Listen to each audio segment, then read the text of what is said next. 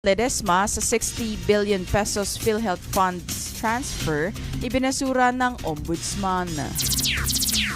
Umpisahan natin ang ating balitaan sa issue sa Senado. Senator Gatchalian tinanggihan ang joint signatory proposal ni Senator Cayetano at sabi ng House Prosecutors, hindi na sasagot sa depensa ni VP Sara.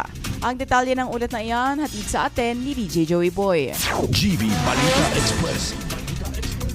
Magandang umaga, DJ Frankie. Tinanggihan nga ni Acting Senate President Sherwin Gatchalian ang mungkahi ni Senator Alan Peter Cayetano na magkaroon ng interim joint signatory arrangement sa Senado habang may umiiral na sigalot sa liderato ng kapulungan.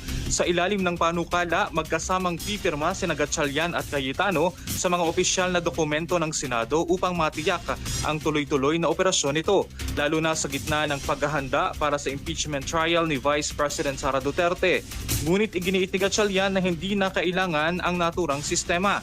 Ayon naman kay Cayetano, posibleng makaapekto sa operasyon ng Senado at sa trabaho ng impeachment court ang nagpapatuloy na usapin sa liderato.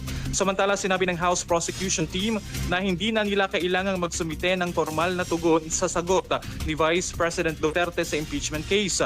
Ayon sa mga prosecutor, hindi direktang sinagot ng Vice Presidente ang mga akusasyon laban sa kanya, kabilang ang umano'y maling paggamit ng mahigit 612 milyong pisong confidential funds, primary unexplained wealth at grave threats.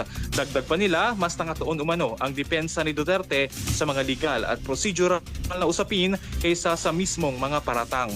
Para sa GV Balita Express, ito si DJ Joey Boy sa GV 99.9.